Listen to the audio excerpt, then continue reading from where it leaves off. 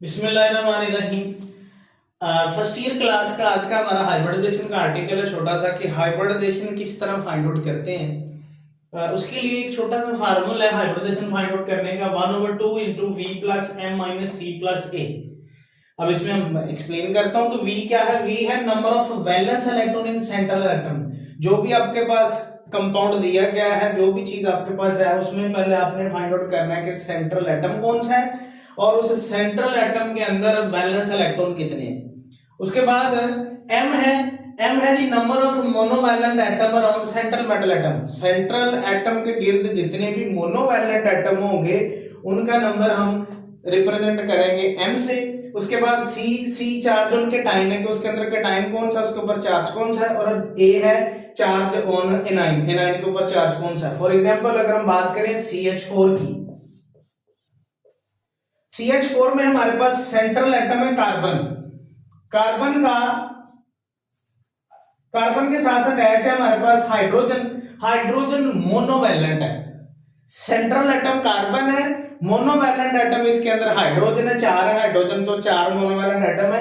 और इसके ऊपर ना कोई पॉजिटिव चार्ज है ना कोई नेगेटिव चार्ज है। दैट मीन कि ना इसके अंदर कोई कैटायन है ना इसके अंदर एनाइन है। इसी तरह कार्बन डाइऑक्साइड की बात करें, इसमें कार्बन सेंट्रल एटम है लेकिन इसके साथ ऑक्सीजन मोनोवैलेंट नहीं है। इसके अंदर मोनोवैलेंट एटम की तादाद 4 है, इसके अंदर मोनोवैलेंट एटम की तादाद 0 है। इसी तरह अगर हम लिखेंगे NH4 पॉजिटिव, ये कैटायन है, कैटायन का चार्ज माइनस होगा। और इसी तरह SO4 -2, तो माइनस यानी एनाइन का चार्ज प्लस होगा। फॉर्मूले के अंदर जब कैटायन का जो चार्ज होगा वो माइनस होगा यानी प्लस वाला माइनस होगा, और जो माइनस वाला होगा यानी जो एनाइन होगा उसका चार्ज क्या होगा जी, प्लस होगा। इसकी को इस्तेमाल करते हैं हम एक कॉमन एग्जांपल करते हैं। सबसे पहले है जी CH4। तो फार्मूला हमारे पास है 1/2 into V plus M minus C plus A। अब इसमें हम देखें जी 1/2 वैसे ही V यानी सेंट्रल एटम इसके अंदर कौन सा है, कार्बन। तो कार्बन के वैलेंस शेल में इलेक्ट्रॉन होते हैं 4। आगे जी मोनोवैलेंट एटम है हाइड्रोजन, और हाइड्रोजन की तादाद कितनी है 4, 4 + 4। ना इसके अंदर कोई कैटायन है ना इसके अंदर कोई एनाइन है। 4 + 4 = 8, 8/2 = 4। और 4 का मतलब है कि इसकी हाइब्रिडाइजेशन है sp3 और इसकी शेप है टेट्राहेड्रल। तो ये है जी कि 4 होगा तो इसकी हाइब्रिडाइजेशन है sp3। इसी तरह हमारे पास एग्जांपल है CO2। इसमें देखिए जी formula 1/2 V plus M minus C plus A। Formula वही है, इसके अंदर 1/2 वैसे ही सेंट्रल एटम फिर से क्या है, कार्बन। तो कार्बन के वैलेंस इलेक्ट्रॉन कितने हैं 4। इसके अंदर मोनोवैलेंट कोई भी नहीं है, मोनोवैलेंट 0 है। अब इसके अंदर कैटायन, कैटायन भी कोई नहीं है, और एनाइन भी कोई नहीं है। तो 4/2 = 2। तो 2 का मतलब है sp हाइब्रिडाइजेशन। यानी अगर sp हाइब्रिडाइजेशन आ गया तो sp हाइब्रिडाइजेशन की शेप होगी लीनियर शेप। ठीक है जी। इसके बाद हमारे पास एग्जांपल है SO4 -2।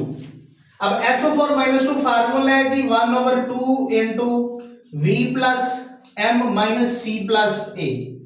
इसके अंदर सेंट्रल मेटल एटम है जी सल्फर। सेंट्रल एटम है सल्फर। सल्फर के वैलेंस इलेक्ट्रॉन होते हैं 6, मोनोवैलेंट कोई भी नहीं है। कैटायन है, सॉरी एनाइन है, एनाइन का चार्ज कितना है 2।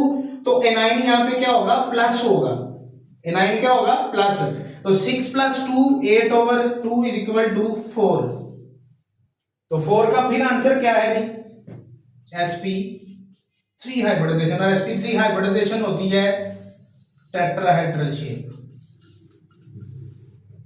अच्छा जी, नेक्स्ट इसके अंदर हम करेंगे जी, नेक्स्ट है जी हमारे पास PCl5। फार्मूला है जी 1/2 into V plus M minus C plus A। अब इसमें सेंट्रल एटम है हमारे पास फास्फोरस, और फास्फोरस के वैलेंस इलेक्ट्रॉन है 5। इसके बाद मोनोवैलेंट, क्लोरीन भी मोनोवैलेंट है। मोनोवैलेंट कितने हैं 5, तो 5 + 5। ना इसके अंदर कोई कैटायन है ना इसके अंदर कोई एनाइन है। 5 + 5 = 10, 10/2 = 5। तो 5 का मतलब है sp3d। शेप इसकी कौन सी होगी जी? Trigonal bipyramidal. इसके बाद एक बहुत ही कॉमन एग्जांपल मैं आपके सामने सॉल्व करने लगा हूं, वाटर H2O। फार्मूला हमारे पास H is equal to 1/2 into V plus M minus C plus A। अब इसमें सेंट्रल एटम है ऑक्सीजन, और ऑक्सीजन के वैलेंस इलेक्ट्रॉन होते हैं 6। मोनोवैलेंट इसके अंदर हाइड्रोजन है, मोनोवैलेंट कितने हैं जी? 2। ना को कैटाइन है ना कोई एनाइन है। 6 और 2 हो गए 8, 8/2 अगर हम करें तो आंसर आ रहा है हमारे पास 4, और 4 क्या है? 1 S और 3 P यानी sp3। तो इसकी शेप टेट्राहेड्रल है। वाटर मॉलिक्यूल sp3 हाइब्रिडाइजेशन होती है और उसकी शेप टेट्राहेड्रल होती है।